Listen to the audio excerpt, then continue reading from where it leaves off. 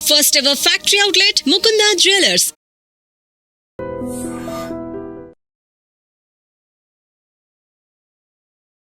అనగానే ఎందుకని ఫస్ట్ అదొక డైవర్షన్ పాలిటిక్స్ అనేది గుర్తొస్తోంది. నెక్స్ట్ బెదిరింపులు భయపెట్టడానికి వాడుకుంటున్నారు అనేది అటు బీఆర్ఎస్ చెప్తోంది, బీజేపీ కూడా అదే మాట అంటోంది. మీరెలా చూస్తున్నారు? బీజేపీ ఆ మాట ఎప్పుడు అనలేదు. లీడర్స్ అంటున్నారే కొంతమంది. సో అభిప్రాయాలు రకరకాలుగా ఉండడంలో తప్పేం లేదు. మీ చేతికున్న 5 ఏళ్ళే 5 రకరకాలుగా ఉన్నప్పుడు వ్యక్తుల మధ్యలో అభిప్రాయ భేదాలు ఉండడాన్ని తప్పెట్లా పెడతారు. Bharatiya Janata Party stands for nature. Narendra Modi garu చాలా స్పష్టంగా చెప్పినారు. తల్లి పేరు మీద 2 మొక్కలు నాటండి అని నరేంద్ర మోడీ గారు చెప్పినారు. చాలా మంది విమర్శించేటోళ్ళు విమర్శిస్తారు. ఎందుకు చెప్పినారు నరేంద్ర మోడీ గారు 2 మొక్కలు పెట్టండి అని? అంటే ప్రకృతి పర్యావరణం 2 దెబ్బతింటున్నాయి, ఎకలాజికల్ ఇంబ్యాలెన్స్ జరుగుతూ ఉంది, పర్యావరణాన్ని రక్షించాలి. ఉత్తరాఖండ్లు, కేదార్నాథ్ దేవాలయాలు, నిన్నగాక మొన్న జరిగిన వాయనాడులు, 2020 నవంబర్లో డిసెంబర్లో జరిగిన భాగ్యనగరం వరదలలో మునిగిపోవుడు, ఈరోజు మీరు ఈ ఛానల్ ఇంటర్వ్యూ చేస్తున్నప్పుడు ఉభయ తెలుగు రాష్ట్రాలు వరద నీళ్ళల్లో విలవిల్లాడ్డాలు, ఇవన్నీ జరుగుతున్నాయి. ఎందుకంటే ప్రకృతి విధ్వంసం జరిగింది కాబట్టి. ఆ ప్రకృతి విధ్వంసం జరగకూడదు అంటే చెరువులు, కుంటలు, నాలాలను రక్షించడం అనేది రేవంత్ రెడ్డి మానసపుత్రిక కాదు, రేవంత్ రెడ్డి కలగన్నది కాదు. చాలామంది తెలియక మీద చదివి మీద పేపర్లు చూసి గోల పెట్టేటోళ్ళు చాలామంది ఎక్కువ అయిపోయారు. దానికి తోడు మీ యూట్యూబ్ ఛానల్లో చర్చలు లొల్లులు ఎక్కువ పెడతా ఉన్నాయి. 1994లో అప్పటి కాంగ్రెస్ ముఖ్యమంత్రి దివంగత కోట్ల విజయభాస్కర్ రెడ్డి గారు మొట్టమొదటిసారిగా ఈ భాగ్యనగరంలో మీరాలం ట్యాంక్ అనేటువంటి ఒక చెరువు కబ్జా అయిందని చెప్పి కంప్లైంట్ వస్తే శ్రీమతి రేచల్ చటర్జీ అనేటువంటి ఒక ఐఏఎస్ అధికారిని పంపించి మీరాలం ట్యాంకులో కట్టిన అన్ని కన్స్ట్రక్షన్స్ని గులగొట్టిండు. ఎప్పుడది? 1994లో. 30 ఏళ్ల క్రితం జరిగిన ఒక సంఘటన మీరు తెలియదు, ఎందుకంటే మీరు కొత్తగా వచ్చిన రిపోర్టర్లు కాబట్టి. 30 ఏళ్ల కింద ఉన్న రిపోర్టర్లు ఎవరైనా అడిగితే చెప్తారు. ఇలా మీరాలం ట్యాంక్ ఉందా కవిత గారు? ఇలా మీరాలం ట్యాంక్ ఉందా? రిపోర్టర్లు కాదు, లేదు. నన్ను చెప్పనీరు కవిత గారు, నన్ను చెప్పనీరు. అందరికి సమాధానం చెప్తా, మీకు కూడా చెప్తా నేను. తర్వాత 2007, 2008లో ఉమ్మడి ఆంధ్రప్రదేశ్ హైకోర్టు లోపల కొన్ని కేసులు వేసినారు. ప్రజా ప్రయోజన వాద్యాలు, కొంతమంది మీలాంటోళ్ళు నాలాంటోళ్ళు పోయి ఇక పలానా చెరువు కబ్జా అవుతుంది, పలానా నాలా కబ్జా అవుతుంది, భవిష్యత్తుకు నష్టం అవుతుంది అని చెప్పి వేసినప్పుడు ఆంధ్రప్రదేశ్ ఉమ్మడి హైకోర్టు 2010వ సంవత్సరంలో అన్ని డబ్ల్యూపీలని కలిపి జడ్జిమెంట్ ఇస్తూ లేక్ ప్రొటెక్షన్ సెల్ అనేది ఒకటి పెట్టమని చెప్పింది. నేను ఇప్పుడు కాయిదాలు తెచ్చుకోలే కవిత గారు, if I'm not wrong and subject to correction. GO number 154 అని ఏప్రిల్ 2010వ సంవత్సరంలో అప్పుడు ఉన్నటువంటి ఉమ్మడి ఆంధ్రప్రదేశ్లో కాంగ్రెస్ ప్రభుత్వం ఒక జీవో ఇచ్చింది. దేనికోసం ఇచ్చింది? లేక్స్ ప్రొటెక్షన్ కోసం. జీవో 111లో ఉన్న భూములలో జరుగుతున్న అక్రమ నిర్మాణాలని ఆపేతందుకు chief secretary, revenue secretary, DGP ఇట్లా 18 మంది అధికారులని సభ్యులుగా పెట్టి protection cell, lake protection committee అని ఒక కమిటీని వేసి ఈ భాగ్యనగరాన్ని కాపాడమని చెప్పింది. తర్వాత అదే హైకోర్టు, ఆంధ్రప్రదేశ్ హైకోర్టే చెప్పింది, ఉమ్మడి హైకోర్టు, భాగ్యనగరంలో 2252 చెరువులు, కుంటలు ఉన్నాయి, వాటికి బఫర్ జోన్ అంతా ఫిక్స్ చేయండి, వాటిని ఎవరు కబ్జా చేయకుండా ఉంచండి అని చెప్పి 2010లో చెప్పింది. That was the peak time of Telangana movement. ఆ జడ్జిమెంట్ ఎవరు పట్టించుకోలేదు. అందరూ జై తెలంగాణ అనుకుంటూ తిరిగినాం. కట్టేటోడు కట్టిండు, కూర్చేటోడు కూర్చిండు, అమ్మేటోడు అమ్మిండు, మధ్యలో చాలా మంది నష్టపోయిండ్రు. అది జరిగిన తర్వాత 2014లో బాగా చదువుకున్న ఆయన వచ్చి మున్సిపల్ అడ్మినిస్ట్రేషన్ మంత్రి అయ్యిండు, కేటీఆర్ అనేట ఆయన. ఏం చేసిరు లేక్ ప్రొటెక్షన్ కోసం? ప్రతి చెరువును సుందరీకరణ పేరిట ఆయన దోస్తుల కోసం, ఆయనకు నచ్చిన బిల్డర్ల కోసం, వాళ్ళ ఇంట్లో ఉండే రాజ్యసభ సభ్యుల కోసం, పోయేందుకు తొవ్వల కోసం ప్రతి చెరువుని నాశనం చేసి 10 ఏళ్లలో కాకతీయులు కట్టిన చెరువులకి మిషన్ కాకతీయ అని పేరు పెట్టినవని నాటకం పెట్టి భాగ్యనగరంలో ప్రతి చెరువుని, ప్రతి కుంటని పేరున్న అన్ని బిల్డర్లకి ఇచ్చి నాశనం చేసి 2020 నవంబర్ డిసెంబర్లో భాగ్యనగరంలో వరదలు వచ్చినాయి. నేను దుబ్బాక ఎమ్మెల్యే గెలిచిన 1 నెల తర్వాత అప్పుడు ఏం చెప్పిండు కేసీఆర్? ప్రతి ఇంటికి 10,000 ఇస్తాం నష్టపోయినానికి అని చెప్పిండు. ఇచ్చిండు ఎలక్షన్ల కోసం చెప్పి. ఎందుకు మునిగింది ఆ రోజు భాగ్యనగరం? భాగ్యనగరం వెళ్ళే అవస్థలతో ఎందుకుంది? ఒక ఆయన వచ్చి విశ్వనగరం అంటాడు, ఇంకొక ఆయన వచ్చి 4వ నగరం అంటాడు, ఒక ఆయన వచ్చి సైబర్ నగరం అంటాడు. ఉన్న నగరాన్ని కాపాడు రవయ్య అని రఘునందన్ అంటున్నాడు. దీనికి ఎవరికి కష్టమైతే నాకేంది? రఘునందన్ చెప్పింది, హైకోర్టు ఎప్పుడో చెప్పింది అంటున్నా, 2010లో చెప్పింది. తర్వాత 2020లో కేటీఆర్ అంటే ఆయన మున్సిపల్ అడ్మినిస్ట్రేషన్ మినిస్టర్గా మళ్ళీ ఒక జీవో తీసుకొచ్చిండు. తీసుకొచ్చి ఏం చెప్పిండు?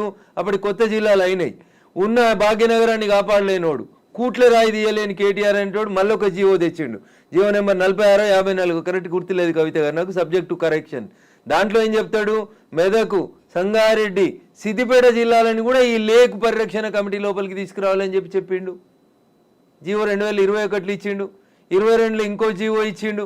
ఇచ్చి లోకల్ బాడీస్కి ఒక జాయింట్ కలెక్టర్ ఉంటాడు ప్రతి జిల్లాలో, ఆ లోకల్ బాడీస్కి జాయింట్ కలెక్టర్ ఎవరైతే కలెక్టర్గా పనిచేస్తున్నాడో ఆయనను వీటికి లేకుల రక్షణ కోసం ఇన్ఛార్జిగా పెట్టిండు. ఎన్ని చెరువులు కబ్జా అయినాయి, ఎన్ని కుంటలు కబ్జా అయినాయి? సాక్షాత్తు రాష్ట్ర సర్వోన్నత న్యాయస్థానం హైకోర్టు చెప్పిన 2252 చెరువులు కుంటలు ఏడునే పోదాం పాండ్రి రాండి. మా జర్నలిస్ట్ మిత్రులు మరో మంచికో చెరువుని దత్తత తీసుకోరి, కాపాడు చెరువుని. రఘునందన్ ఏదో మాట్లాడుతూ ఉన్నాడు, రఘునందన్ హైడ్రాకి సపోర్ట్ చేస్తూ ఉన్నాడు, బీజేపీ ఎల్పీ లీడర్ వద్దన్నాడు. చెరువులో కట్టమని చెప్పిండా మా ఎల్పీ లీడరు? మా ఎల్పీ లీడర్ చెప్పిండు కదా, ఆ ఫాతిమా కాలేజ్ సల్కం చెరువులో కట్టిందని కూలగొట్టమన్నాడు. దాని గురించి ఎందుకు మాట్లాడారు? ఎవరిని బెదిరించినాం? మీ దగ్గర జేసీబీలు లేకపోతే మేము జేసీబీలు ఇస్తామో అని చెప్పినాం, ఇస్తామో అని చెప్పినాం. కిరాయి లేకుండా ఫ్రీగా ఇస్తామో నంబుల్లో జరులు తప్పేముంది అందులో? మా ఎల్పీ లీడర్ గది మాట్లాడింది చూసిన నేను. నేంట్లో మాట్లాడిందని మా ఎల్పీ లీడర్ ఏడో కాంట్రాడిక్ట్ చేయలేదు. ఏం చేసిర్రు? కేవలం పెద్దల్ని కాపాడడానికి, పేదల కోసం ఫైట్ అనేది దీన్ని యాక్చువల్ గా ఎలా చూస్తున్నారు? పల్లం రాజు అంటే పేదోడా పెద్దోడా? పల్లం రాజు ఏ పార్టీలో ఉన్నాడు? నాగార్జున అనేటోడు పెద్దోడా చిన్నోడా? ఏం మాట్లాడతారు మీరు? మల్లారెడ్డి కాలేజీ కూలగొట్టొద్దా? మీరు పొందరం లేని ప్రశ్నలు అడగొద్దు. ఎవడు పెద్దోడు ఎవడు పేదోడు? చెరువులో కట్టినోడు పెద్దోడు అయితేంది, పేదోడు అయితేంది. చట్టం ముందు అందరు సమానలే అని ముచ్చట చెప్తాం కదా మనం అందరం. మరి పెద్దోడు అయితేంది, పేదోడు అయితేంది? వాయనాడు ఎందుకు కొట్టుకుపోయింది 4 రోజుల కింద? ఎందుకు కొట్టుకుపోయింది? ఇదే ఎన్డీఆర్ఏలు, నేషనల్ డిజాస్టర్ రెస్పాన్సిబుల్ టీములు అన్నీ కూడా, నేషనల్ డిజాస్టర్ మేనేజ్మెంట్ టీములు కూడా అన్నీ ఏం చెప్పినాయి? అక్కడ తొలగించుర్రు ఆ కట్టడాల, చెరువులు కడ్డంగా, గుట్టల కడ్డంగా, కొండల కడ్డంగా కట్టినాయి అని చెప్పారు. తొలగించిరా? తొలగించలేదు. తొలగించకపోతే ఏమైంది? పార్లమెంట్ నడుస్తున్నప్పుడు లాస్ట్ మంత్లో చూస్తున్నాగా మనుషులు కొట్టుకుపోయారు కదా, ఊర్లు కొట్టుకుపోయినాయి కదా. మీరు ఎందుకు ప్రకృతిని విధ్వంసం చేస్తారు అంటున్నా. ఎవరిచ్చారు మీకు ఆ రైట్? ఒక సైన్స్ టీచర్ అడుగుతున్నా, పక్కకు పెట్టి రఘునందన్ ఎంపీ బీజేపీ మెదక్ పక్కన పెట్టి మాట్లాడుతున్నా. పర్యావరణ హితం కోరుకునే ఒక సైన్స్ టీచర్గా మాట్లాడుతూ ఉన్నా నేను. ఎకలాజికల్ ఇంబ్యాలెన్స్ జరగొద్దు అని చెప్తా ఉన్నా. ఎకలాజికల్ ఇంబ్యాలెన్స్ జరుగుతూనే ఈ వరదలు వస్తూ ఉన్నాయని చెప్తున్నా. వీళ్ళు ఎందుకు విలవిల్లాడుతుంది దేశమంతా? ఎందుకు విలవిల్లాడుతూ ఉంది? ఈ మాటని 1917లో ఒక రష్యన్ ఎడ్యుకేషన్ హిస్టరీ చెప్తాడు టిఆర్ మాల్తూస్. ఏమని చెప్తాడు? మనుషులు 2 × 2 4 అవుతారు, 4 × 4 16 అవుతారు, 16 × 16 326 ఇట్లా పెరుక్కుంటూ పోతా ఉన్నారు. కానీ మనిషి అవసరమైనటువంటి పంచభూతాలు గాలి, నీరు ఇవన్నీ పెరుగుతున్నాయి. అట్లా మీరు పెరిగినంత స్పీడ్గా పెరుగుతున్నాయా? పెరుగుతలేవు. కాబట్టి ఏ డే విల్ కమ్, భూమి తనకు బరువు ఎక్కువ అయిన రోజు జనాభాని మనం నియంత్రించకపోతే తానే నియంత్రిస్తుంది అని చెప్పి 1917లో ఒక రష్యన్ ఎడ్యుకేషన్ హిస్టరీ చెప్తే 10th క్లాస్ బయాలజికల్ సైన్స్లో పాపులేషన్ ఎడ్యుకేషన్ అనే పాఠం పిల్లలకి చెప్పడాన్ని ఆచరిస్తామని ఒక స్టూడెంట్ అడిగితే ఆచరిస్తా అని ఒక కూతురికే కన్ఫైన్ అయిన ఒక టీచర్గా అడుగుతున్నాడు. నేను ఇలా ఈ ప్రకృతిని విధ్వంసం చేసే హక్కు నీకెక్కడిది? ఎక్కడిది? అందుకనే వాల్కనోలు, అందుకనే సునామీలు, అందుకనే ల్యాండ్ స్లైడ్లు వస్తున్నాయి మన దేశంలో. You have to control. ఆ కంట్రోల్ ఎక్కడ తప్పింది? తక్కువ ధరకు వచ్చిందని చెరువులో. భాగ్యనగరంలో జనాభా పెరిగితే చెరువును కబ్జా చేస్తావా? కుంట జాగా తక్కువకి వచ్చిందని కొనుక్కుంటావా? కమిషనర్ని మేనేజ్ చేసి పర్మిషన్ తెచ్చుకుంటావా? ఐఎమ్ ఆస్కింగ్ దిస్ గవర్నమెంట్, ఎవరైతే కమిషనర్ పర్మిషన్ ఇచ్చిండో ముందు వాడిని రిమాండ్ చేయి. ఏ బ్యాంక్ అయితే లోన్ ఇచ్చిందో ముందు ఆ బ్యాంక్ మేనేజర్ని రిమాండ్ చేయి. ఇరిగేషన్ వాళ్ళు చూస్తూ కళ్ళు మూసుకొని కళ్ళుండి చూడలేని కబోదులైన ఇరిగేషన్ ఎస్సీలను రిమాండ్ చేయి. హైదరాబాద్ని కాపాడాల్సిన అవసరం లేదా? భాగ్యనగరం విశ్వనగరంగా విరాజిల్లొద్దా? విరాజిల్లాలనే వద్దా? నువ్వు కట్టినావా చెరువు? నువ్వు తోడినావా చెరువు? ఉన్న చెరువుని చంపే హక్కు నీకెక్కడిది? ఇట్లే మాట్లాడతాడు రఘునందన్. మీకు నచ్చితే మీ ఇష్టం, మీకు నచ్చకపోతే మీ కష్టం. దానికి నేనేం చేస్తా? ఆర్టికల్ 19 నన్ను మాట్లాడమని చెప్పింది, మాట్లాడతా. మీరు నేను మాట్లాడితే ఆ పక్కన ఉన్నాయని ఏం మాట్లాడితే నాకేం? ఎగ్జాక్ట్లీ ఇవన్నీ ఉన్నాయి. కాకపోతే చిన్నోడా పెద్దోడా? కోర్టు కేసులు అనేవి భారతదేశ సర్వోన్నత న్యాయస్థానం చెప్పింది, సుప్రీంకోర్టు చెరువులు, కుంటలు, నాలాలు ఎవడు కబ్జా చేసినా నిర్దాక్షిణ్యంగా గులగొట్టమని చెప్పింది. ఈ దేశంలో సుప్రీంకోర్టు కంటే పెద్ద కోర్టు ఏంది? ఏం కోర్టు ఉంది అంటున్నా? ఎవరు పడితే వాళ్ళు స్టే ఎట్లా ఇస్తారు? ఎవరు ఇచ్చారు మీకు అధికారం? సుప్రీంకోర్టు చెప్పింది వినాలని హైకోర్టులకు లేదా? ఏం వినాలే? మొన్న పోయారు కదా హైకోర్టుకు అనురాగ్ యూనివర్సిటీ వాళ్ళు. ఆయన కాయిదాలు చూసి వారం రోజులు టైం ఇచ్చి తహసీల్దార్ను ఒకవేళ ఎఫ్టీఎల్ ఉంటే తీసేయమని చెప్పిండ్రు. దానికి విద్యార్థులను అడ్డం పెట్టుకొని ఒక ఆయన, వెంచర్ను అడ్డం పెట్టుకొని ఇంకొక ఆయన, రాజకీయ నాయకులను అడ్డం పెట్టుకొని ఇంకొక ఆయన, ముఖ్యమంత్రి అన్నున్నాడని ఇంకొక ఆయన. ముఖ్యమంత్రి అన్నున్న కాలనీ అది దుర్గం చెరువు లేఅవుట్ కాదా? అది ఎట్లా లేఅవుట్ చేసిర్రు? అప్పుడు పర్మిషన్ ఇచ్చిన జిహెచ్ఎంసీ కమిషనర్ని తెచ్చి ప్రాసిక్యూట్ చేయాలి కదా. దుర్గం చెరువు ఎన్ని ఎకరాలు ఉండాలి? వీళ్ళు ఎన్ని ఎకరాలు ఉంది? ఒక కొత్త చెరువు కట్టే సూరత్ లేదు కానీ ఉన్న చెరువులు మింగి రేపు భవిష్యత్ తరాల పిల్లలకి ఏమిద్దాం అనుకుంటారు మీరు? ఏమిస్తారు? బంజారా హిల్స్లో, జూబ్లీ హిల్స్లో కొండల్ని కంకర మిషన్లు పెట్టి పిండి చేస్తూ ఉన్నారు దుర్మార్గులైన రాజకీయ నాయకులు. ఆపున్న పర్మిషన్స్ అని రేవంత్ రెడ్డి గారు ఎందుకు ఆపవు? నీ పార్టీలో చేరింది ఎందుకు ఆయన? ఎందుకు ఆ కొండలు ఎందుకు కొడుతుర్రు? ఆపుర్రా కొండలన్నింటిని కొట్టే వాటిని. ఇది ఇప్పటికిప్పుడు జరుగుతున్న విషయం కాదు, ఏళ్ల తరబడి రాత్రికి రాత్రి జరిగింది కూడా కాదు. ఎవరో ఒకరు మొదలు పెట్టాలా ఎందుకు జరగలేదు? ఎవరో ఒకరు, అరే ఇంతకాలం నువ్వు గడ్డి తిన్నావు, ఇలానే అన్నం తింటున్నావు, it is wrong in it. మీరు గడ్డి తిన్నారు కాబట్టి నేను గడ్డి తినాలా? నాకంటే ప్రభుత్వం ముందు తప్పు చేసింది కాబట్టి నేను తప్పు చేయాలనా? Once again I'm telling I'm not supporting Revanth Reddy. ఊరు బాగుండాలా వద్దా? పిల్లలు మీ కళ్ళ ముంగట వాయినాల్లో కొట్టుకుపోయినట్టు బురదలలో కొట్టుకుపోవాలని కోరుకుంటురా? నేను కోరుకుంటలేను. నా భాగ్యనగరం బాగుండాలని కోరుకుంటున్నా. ప్రపంచానికి హైదరాబాద్ ఒక కీర్తి ప్రతిష్టలు ఇచ్చిన నగరం, 400 సార్లుగా చరిత్ర ఉంది దీనికి. ఇంత మాట్లాడతారు. అసలు భాగ్యనగరాన్ని బాగమతి నది ఒడ్డున కట్టినప్పుడు ఎందుకు కట్టిర్రు? అప్పుడు ఏమైనా వరదలు రాలేదా? మూసీకి వరదలు రాలేదా? అప్పుడు ఏం తెలుసా హైదరాబాద్ చరిత్ర వీళ్ళకి మాట్లాడేటోళ్ళకి? ఈ ముఖ్యమంత్రి వచ్చి మూసీ ప్రక్షాళన అంటాడు, ఆ ముఖ్యమంత్రి వచ్చి కాళేశ్వరం అంటాడు, ఈయన 1,00,000 కోట్లు అంటాడు, ఆయన 1,00,000 కోట్లు అంటాడు. నేను వాళ్ళ కమిషన్ల కోసం మాట్లాడతలేను. నేను మల్లారెడ్డి గారు కడితే గులగొట్టుర్రి, పల్లారాజేశ్వరరెడ్డి గారు కడితే గులగొట్టుర్రి, నాగార్జున గారు గులగొడితే నేను కదా అందరికంటే ముందు మాట్లాడింది. కోర్టు స్టే ఇచ్చిందంటే ఎట్లా ఇస్తుంది కోర్టు అని అడిగిన. బరాబర్ అడుగుతా నేను. పొద్దున 6 గంటలకు కూలగొట్టుడు మొదలు పెడితే మధ్యాహ్నం లంచ్ మోషన్ అయింది, 3 గంటలకు స్టే అయింది. అది స్టే అని మీడియా మిత్రులు తప్పు రిప్రజెంట్ చేసిరు. స్టేటస్కో ఇచ్చింది, అది కూడా కరెక్ట్ కాదంటే నేను జడ్జి గారి ముందు కూడా ఇట్లా వాదిస్తా. నేను కూలగొట్టాలి అంటున్నా. 2014లో చెప్పింది అంటున్నా ఆంధ్రప్రదేశ్ ఉమ్మడి హైకోర్టు. ఏమని? ఎన్ కన్వెన్షన్ సర్వే చేయమని చెప్పింది హైకోర్టు. సర్వే చేసి హెచ్ఎండిఏ 2016లో రిపోర్ట్ ఇచ్చింది, అందులో 3.5 ఎకరాల FTL బఫర్ జోన్ ఉందని. 2016 నుంచి ఇలా ఎందుకు కూలగొట్టలేదు అంటున్నా. కోర్టు ఉత్తర్వులను ఎందుకు ఉల్లంఘించారు? ఏం జరిగింది అనుకుంటున్నారు మీరు? ఏం జరుగుతుంది? వాళ్ళ కోడలు బ్రాండ్ అంబాసిడర్ అయింది చేనేతకి. ఆమెకి చేనేత తెలియదు, చీర తెలియదు, ఆమె తెచ్చి బ్రాండ్ అంబాసిడర్ చేసారు. ఆ సంబంధాలు ఏం సంబంధాలు వాళ్ళు చెప్పాలి, అప్పుడున్న వాళ్ళు చెప్పాలి. నాకేం తెలుస్తుంది? వాళ్ళకి ఆ రంగుల లోకంతో ఉన్న రక్త సంబంధం ఏందో వాళ్ళు చెప్తే బాగుంటుంది. నానోరు ఎందుకు ఖరాబ్ చేస్తారు? రంగుల లోకంతో రక్త సంబంధం అలా అనుకుంటే కేవలం ఎన్ కన్వెన్షన్ నాగార్జున దాని మీదే ఉంటుందా? ఇప్పటికి పద్మాలయ స్టూడియో మీద లొల్లి పెట్టింది రఘునందన్. ఇదే హరీష్ అని 6 అడుగులు ఉన్నాడు మాట్లాడిండు. మళ్ళీ పర్మిషన్ ఎట్లా ఇచ్చారు ప్రభుత్వం రాగానే? లాంకో హిల్స్ వక్ఫ్ భూమిలో ఉన్నారు. 10 ఏళ్ళు అధికారంలో ఉన్నాడు కేసీఆర్ అంటే. ఆయన ఒక రోజైనా మాట్లాడండి ఆ వక్ఫ్ భూముల గురించి? లగడపాటి కడుతుండని చెప్పి లాంకో హిల్స్ అంతా వక్ఫ్ భూములు దున్నుతాం, పల్గొడతాం, ఇరుగొడతాం అన్నారు. పర్మిషన్ ఎవరు ఇచ్చారో తెలుసా కవిత గారు? పద్మాలయ స్టూడియోలో అపార్ట్మెంట్లు కట్టుకోవడానికి పర్మిషన్ ఇచ్చింది ఇదే గౌరవనీయులు కేసీఆర్ గారు, కేటీఆర్ గారు, హరీష్ రావు గారు. ఆ రక్త సంబంధం ఏందో అడుగుండ్రు. జర్రంత అవతలకి పోతే ఎంఆర్ ప్రాపర్టీస్ అని ఒకటి ఉంటాయి. ఎంఆర్ ప్రాపర్టీస్లో రైతులు, తెలంగాణ రైతులు మా భూములు పోతున్నాయని ఏడిస్తే వాళ్ళకి పైసలు ఇప్పిస్తామని స్పీచ్లు ఇచ్చిండు. ఇదే కేటీఆర్, అదే హరీష్ రావు, అదే కేసీఆర్ అన్నట్టు. ఆయన 10 ఏళ్ళు మంత్రులుగా పదవి అనుభవించారు.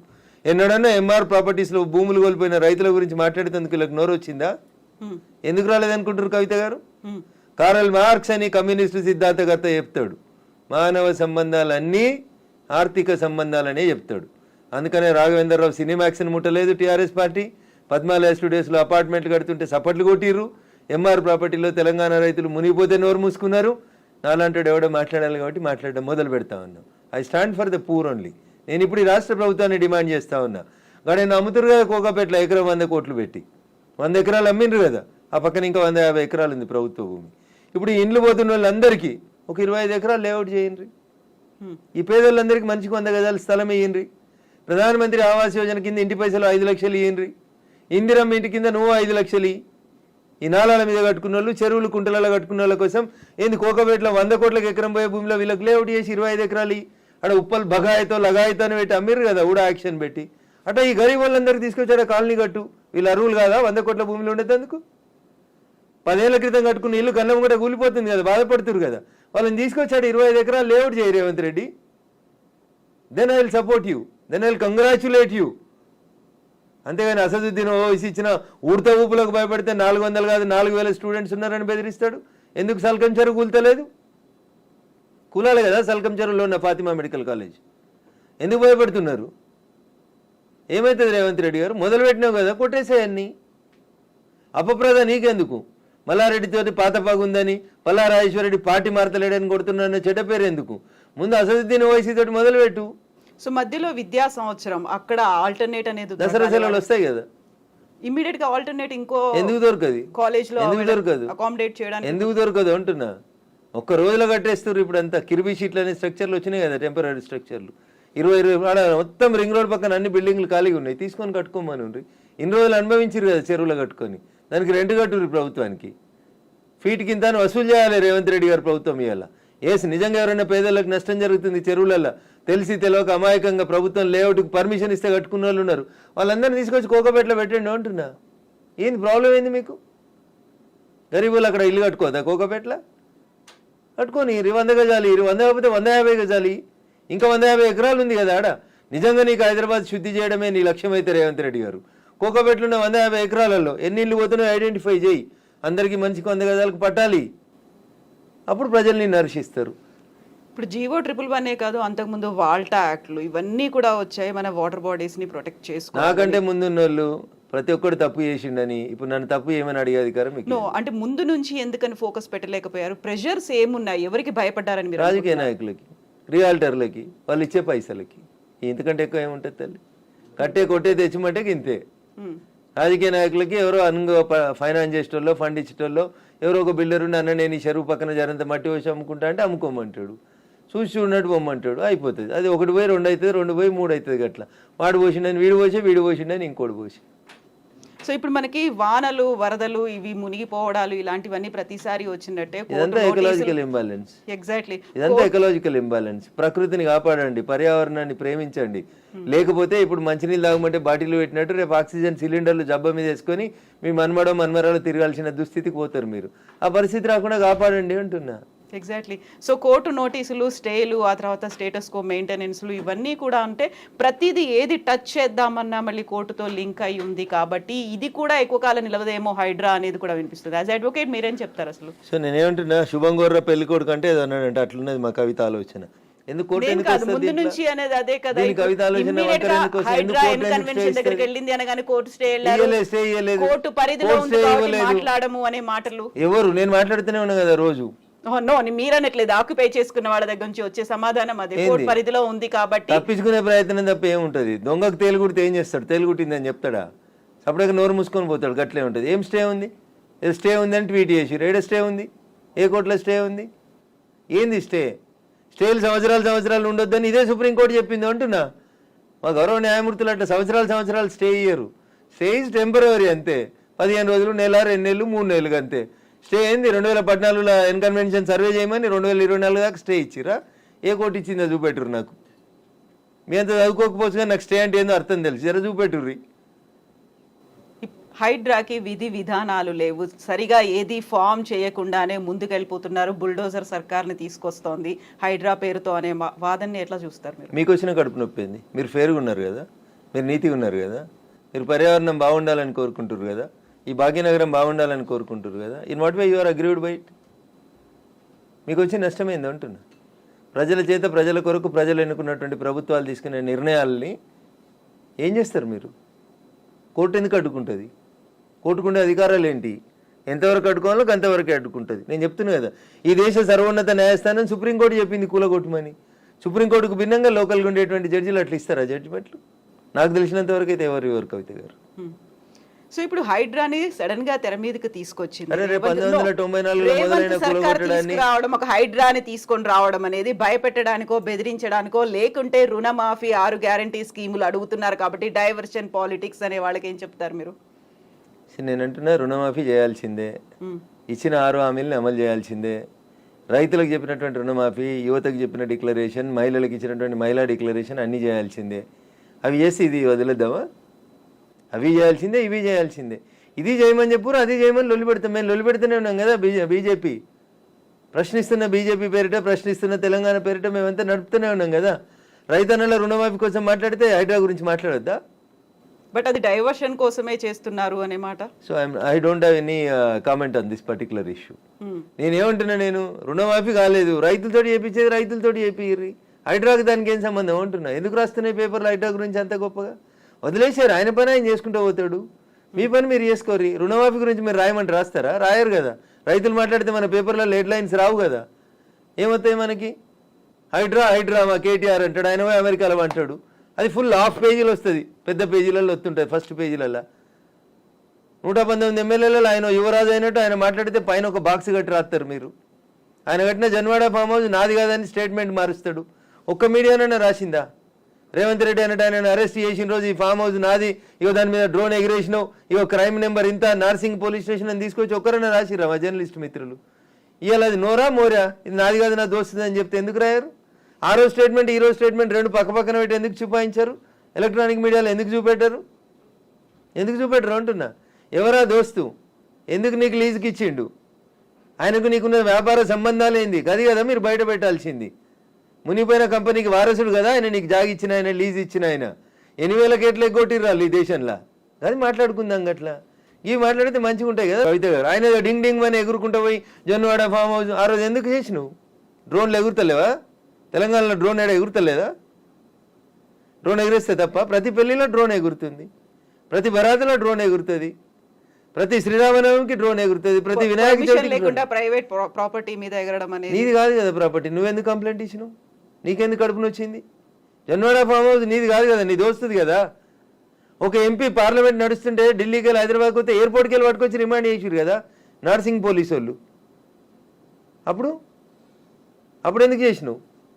నీది కాని ఫామ్ హౌస్లో, నీ దోస్తు ఫామ్ హౌస్లో ఎవరు నీ దోస్తు పేరు చెప్పు, ఆయనకు ఆస్తి ఎక్కడిదో చెప్పు, ఏ కంపెనీ పెట్టి షేర్లు ముంచిరో చెప్పు, ఏ కంపెనీ పెట్టి వాళ్ళు నాయన జైలుకు పోయిండో చెప్పు, గవి చెప్పు కదా.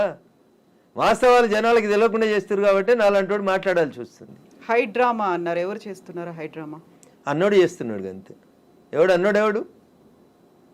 ఎవడు పేరు చెప్తా చెప్తావా? వాని చరిత్ర ఏందో చెప్పిపోతే మీరు అన్నారు ఇప్పుడు హైడ్రామా చేస్తున్నారని. నేను చెప్పలేదు, ఆ పొరపాటున కూడా అనలే. హైడ్రా వాళ్ళ పనులు చేసుకుంటూ పోనీరు అంటున్నా.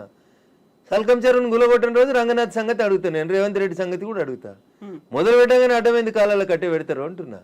మల్లారెడ్డి కాలేజీని గులగొట్టకపోతే అడుగుతా నేను. స్టే ఇస్తే కోర్టుకు ఆర్గ్యూ చేస్తా, స్టే వేకెట్ చేయమని ఆర్గ్యూ చేస్తా. తప్పేముంది అందులో? నీతిగా ఉన్నా, నిజాయితీగా ఉన్నా కాబట్టి నిజాయితీ వైపే ఉన్నా, ధర్మం వైపే ఉన్నా, మా పార్టీ గట్టే ఉండమన్నది. గిట్లే మాట్లాడితే గడిదిక్కే ఉంటా.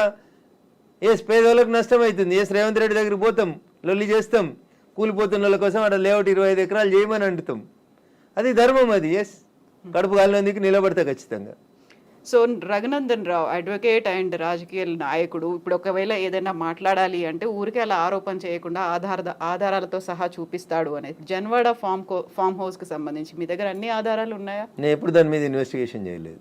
నేను ఎందుకని? నేను వ్యక్తిగత జీవితాల్లోకి ఎవరి జీవితాల్లోకి పోవాలనుకోలేదు. సరే, అప్పుడు రేవంత్ రెడ్డి పోయినాడు, ఆయన దగ్గర ఆధారం ఉంటేనే పోయిండని నేను అనుకుంటున్నా. అది వాళ్ళిద్దరికి సంబంధించిన వ్యక్తిగతమైన పంచాయతీగా చేసుకున్నారు వాళ్ళు. Let it be decided. నేను ఇవాళ అడుగుతుంది ఏంటంటే, మీకు జన్వాడ ఫామ్ హౌస్ నాది, నా వ్యక్తిగత జీవితానికి భంగం వాటిల్లింది, మా ఫామ్ హౌస్ మీదకి వచ్చి డ్రోన్ కెమెరా ఎట్లా ఎగిరేస్తారు, ఇవి రఘునందన్ మాట్లాడలే. ఆ రోజున యువరాజు కేటీఆర్ మాట్లాడిండు. మా ప్రైవేట్ ఆస్తులకు వచ్చి డ్రోన్ కెమెరాలు ఎగిరితే కేసు పెట్టమా అని మాట్లాడిండు. ఇవాళ ఆ ఫామ్ హౌస్ నాది కాదు అని చెప్పడానికి అది నోరా మోరా అని అడుగుతున్న, దానికి సమాధానం చెప్పు. ఏం పెట్టి కడిగిరు? ఫినాయిల్ పెట్టి కడిగిరా? 3 ఏళ్ల కింద రేవంత్ రెడ్డిని డిమాండ్ చేసిన రోజు నీ ఫామ్ హౌస్ ఎట్లయింది? ఇవాళ అది నిబంధనలకు వ్యతిరేకంగా పెట్టిరని గవర్నమెంట్ ఇన్వెస్టిగేషన్ చేస్తే అది నాది కాదు, మా దోస్తుది. ఇంత దారుణమైన అబద్ధాలు ఆడితే ఎట్లా? నేను అడిగిన దాంట్లో ఏమైనా తప్పుంటే చెప్పురు కవిత గారు. మీకు డౌట్ ఉంటే నేను ఆ రోజు కేటీఆర్ మాట్లాడిన మాట, ఈ రోజు కేటీఆర్ మాట్లాడిన మాటలు 2 పంపిస్తా. ఈ ఇంటర్వ్యూ మధ్యలో ఆపి అది ప్లే చేయండి, తెలుస్తుంది మీకు. జనాలకు వాస్తవాలు చెప్పుమర్రి. ఎస్. ఇప్పుడు పేదలకి సంబంధించి కూడా వాళ్ళు 30-40 ఏళ్లుగా వాళ్ళు ఆ ప్రాంతంలో ఆశ్రయం పొందుతున్నారు అనుకున్నప్పుడు వాటిని కూడా కూల్చేస్తున్నారు. Not only in Hyderabad, Mahabubnagar కూడా వెళ్ళారు అని బీఆర్ఎస్ లీడర్స్ చూపిస్తున్నారు. ఎవరికైతే ఓటేసి గెలిపించుకున్నారో వాళ్ళు ఇప్పుడు వీళ్ళని పేదలు నిరాశ్రయులు చేస్తున్నారు అనేది. కవిత గారు, దీన్ని 2 పార్శ్వాలుగా చూడండి దయచేసి. హైడ్రా చేస్తున్న పనిని అభినందించుర్రి. చెరువులు, కుంటలు, నాలాలలో కట్టినవి తొలగించుండ్రి. ఒకవేళ అందులో నిజంగా గరీబోడు ఉంటే, ఎంక్రోచ్మెంట్స్ లేవు, పేదోడు బలైండు, అక్కడ ఒక మున్సిపల్ లేఅవుట్ అయింది, ఆ లేఅవుట్ ప్రకారం వాళ్ళు కొనుక్కున్నారు అని అంటే ప్రభుత్వం వాళ్ళకి ప్రత్యామ్నాయ ఏర్పాట్లు చేయాల్సిందే. It is an undisputed issue. మళ్ళీ చెప్తున్నా నేను, 2 రోజుల తర్వాత నేను అదే చెప్తా ఉన్నా మీకు. ఉప్పల్ బగాయితో లగాయితో, నాకు పేరు I'm not remembering or recollecting it proper. Uppal బగాయితులో ఎట్లా ప్లాట్ చేసి అమ్ముకుర్రో, ఇప్పుడు ఉన్నారు కదా రాజపుష్ప ఆయన 100 కోట్లకు ఎకరం రిజిస్ట్రేషన్ ఆపినావు కదా, ఆ 10 ఎకరాలలో ప్లాట్లు చేసి ఇచ్చేసే వీళ్ళకి. ఆ పక్కన ఇంకా 150 ఎకరాలు ఉంది కవిత గారు, దాంట్లోకి 25 ఎకరాలు లేఅవుట్ చేయి. ఈ ఇండ్లు కోల్పోతున్న వాళ్ళందరికీ అంటున్నా, your the custodian of the peoples money, అంతేగా నువ్వు ఓనరు కాదు కదా. ఇటు ఇల్లు కోల్పోయినా నష్టపోయిన ఆయనకి 100 గజాలు ఇవి అంటున్నా. 100 కోట్లకు ఎకరం ఉన్న భూమిలో 100 గజాలు ఇస్తే you will not feel happy Kavitha garu? ఉంటారా ఉండరా? కొంచెం కోపం తగ్గుతుందా తగ్గదా? ఇచ్చేయండి అంటున్నా. మియాపూర్లో 100 ఎకరాలు కొంతమంది పెట్టుబడిదారులు దోసుకున్నారు, కబ్జాలు చేసిర్రు, పంచురా భూముల్లో ఉంటున్న ఇట్లాంటి వాళ్ళకి అమాయకత్వంతో, తెలిసి తెలియనితనంతో లేఅవుట్లు చెరువులు కుంటలలో ఎవడన్నా బిల్డర్ చేసిన